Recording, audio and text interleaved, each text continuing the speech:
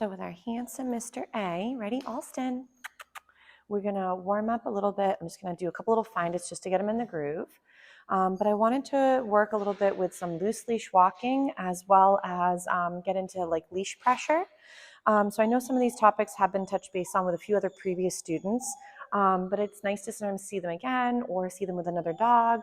So when it comes to working with our loose leash walking, I highly recommend to practice some of this in the home or without the gear on, where it could be a little easier versus being outside with all the distractions. But also if you're not as comfortable with equipment, sometimes it's like one more thing to think about. So I like to, for example, put my leash and loop it through the thumb right here. And my little wild men are doing some wrestles. And then I like to go ahead and feed the babe while he's by my leg. So this way you're reinforcing sort of where you would like the babe to be for while you're practicing. So they're just rowdy little wild men back there working some wrestles. So again, we're going to get his attention. I like to use my food on the same side as the pupperoo. So I'm feeding Mr. A for being by my side. There's a little crumb. Nice job picking up for me.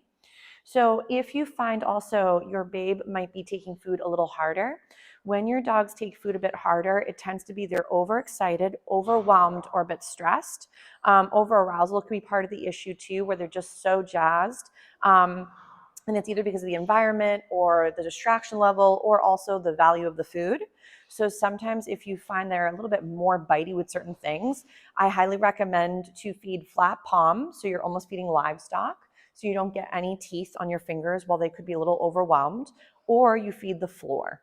So, excuse me, so let's say, for example, if let's say my handsome guy had been mouthing me, I like to, for example, have the food in my hand, put my thumb over the snack, and then feed with the flatness of my hand facing him. So he just then goes to grab the food without using my fingers at the same time. The problem with putting it in your fingertips is that when the dog goes to bite by mistake, they probably bite your fingers and the snack at the same time. And by mistake, then grab your fingers and don't know where you or the snack start and end. So I will, in the beginning, use my food to kind of lure the dog into my side. As they become more comfortable, you would fade out that lure. Yes. So again, I'm going to switch sides. You can see both sections. So if whenever you're working with the beauty, you can hold your gear however you'd like. But I tend to like to have my leash in my thumb, close it around it, collect it up to where I'd like, and then put it around my first finger. And I can also show you guys this later. But let's say, for example, now I'm going to, again, be feeding my dog on the same side I have my food. So if let's say it's easier for me to do a few loops this way so you can see him better. You may even, the little wild men are wrestling. The wild guy over here could then be fed right by my leg. Remember that in the beginning, where and when you feed will also reinforce behavior you'd like to have happen again.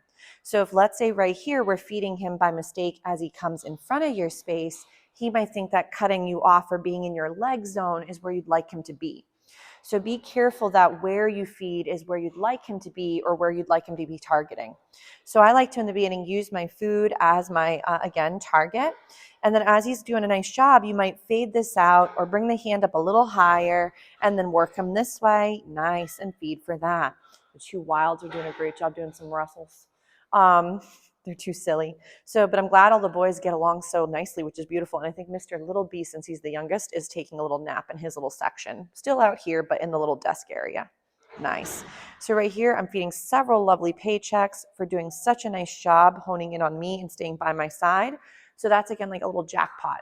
So remember, jackpot moments are where your babe gets several snacks, one after the other, to build value in that sort of skill and, to hopefully make it happen again later. So another thing to work on is what's considered leash pressure. This would not be the same thing as a leash pop or a yank or correction. I do not really like using those, and I don't. Other folks may. But remember that when we try to use intimidation or pain or coercion to change a response, we're typically forgetting why is the dog behaving in that way in the first place. So a lot of times it's they don't understand. It's not normal to them. They could be overwhelmed or scared, or it could be a reflex in the sense of a fear response. Those are, again, involuntary. So if you're constantly yanking and poking and scolding your dog for doing something you don't love, a lot of times we're just creating more conflict in the relationship. And your babe may not realize you're mad as to what they're doing. They're going to think you're mad with them. I know the little wild man also woke up from his nap now. So, but if let's say, for example, we have a dog that ends up pulling a lot, I like to work on leash pressure. So in the beginning, I start off with my dog in front of me. And what I do is I have my leash on. And when I go to pull a little bit, and let's say he pulls into that, moving towards me, I feed him for that. So what you're going to be doing is you pull a little bit on the gear. They're going bananas, those wild men. So I want to make sure that this is not so overwhelming. Wild boys crashed. So if this was so overwhelming that you were seeing different body language coming out, then you're not doing it the right way. We don't want to create more anxiety or frustration or fear. So let's say, for example, he's like, I'm already winded and you won't stop blabbing. So let's say with Mr. Handsome, I'm going to set him up in front of me. I'm going to do a little tug on the gear, almost like the tap on the shoulder, saying, hey, excuse me. Then you'd be able to check in with that person and explain maybe what the setup might be. If, let's say, I were to constantly tap you on the shoulder and never tell you what I want, you're going to either get annoyed or start to ignore me. So be careful not to be a nag, which means that as you're moving forward or as you're asking for a skill over and over, if your dog has no idea what we're talking about, we're probably losing out on the meaning behind the word. So let's say again for Mr. Handsome, we'll get him up. I'm going to get him in front of me. And what I like to do is while he's in front of me, do a little pull and then feed. A little pull and then feed. You'll see that his body language shouldn't change, so he's not looking overwhelmed or nervous. He's maybe interested in going back out again, which we'll do after we practice. So, but if every time I were to pull on him, he would then get more overwhelmed, we would work a different skill. But the benefit to this exercise is, let's say we were walking, and let's say for pretend my dog pulls ahead of me and he feels pressure. Yes. Right there, he felt the end of the gear, which again is not the full 6 feet because I have it a little shorter. But when he felt that pressure, as opposed to constantly pushing or pulling through it, he then turned and headed back towards me. So remember that the gear or the equipment shouldn't create behavior. So if you're looking for a tool to magically stop your dog from pulling, it normally means you haven't actually taught them how, it's like Lady the Crumb fell, is you haven't actually taught them how not to pull by showing them what to do instead. So with loose leash walking, this could happen technically with no gear on, but right now we have the leash and the harness on as if it was for safety reasons out in the real world to help you and your puppy practice that when equipment is on, it doesn't equal more frustration, being trapped, unknowing of what's coming next. So let's say again, we're going to set him up where he's in front of me, and we're going to go ahead and work a little bit with, again, this leash pressure. So we do a little pull and we'd feed. And we do a little pull and we feed. So again, when he feels the pressure, it means come check in for a paycheck. So if every time someone tapped you on the shoulder and they give you another $10 or $20, you might be looking forward to the next time they tap your shoulder.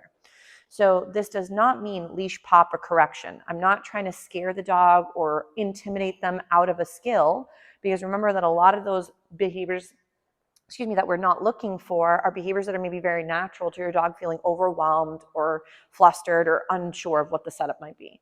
So let's say again, he, started walking. So I'm just going to see if he maybe starts to walk.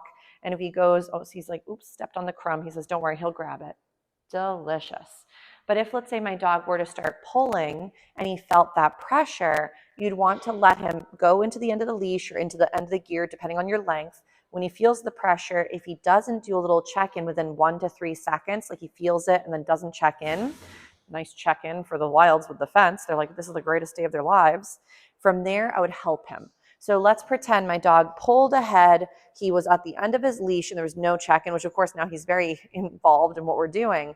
But then I would say his name or I'd get his attention and I would feed him for moving back into my space. So movement towards me from a distraction can be attainable later. But remember, we want to practice these dance moves well before we need them. Otherwise, if we try to train in the moment, then that's a scenario where you're more than likely not going to get a change in behavior. So if you're finding that your babe is not doing as hot as you would love, make sure that you're helping them learn the dynamic before you need it. Good job, Mr. A. So remember with loose leash walking, if you're really struggling in certain zones, take a break from those sections if you keep failing. So if, like, let's say you're not an F1 driver, you maybe should start off in small back roads. That's maybe where you start so you can be successful. But if, let's say, for example, the boys are like, there's a funny noise, lady, there's a big truck. So, but if, let's say, the only time you practice is in environments where they don't do well, then that becomes the thing they get really good at. So, but we'll give Mr. A little breather. Mr. B must have woken up from his little nap. I'm just going to toss a few of his little snacks that I have over here for him. Because he says, lady, I'm so lonely. There we go. So, but for Mr. A, very nice job with that loose leash walking and the leash pressure. But we'll keep working a few more little skills with all the men and see how they do today. But very nice job, Mr. A.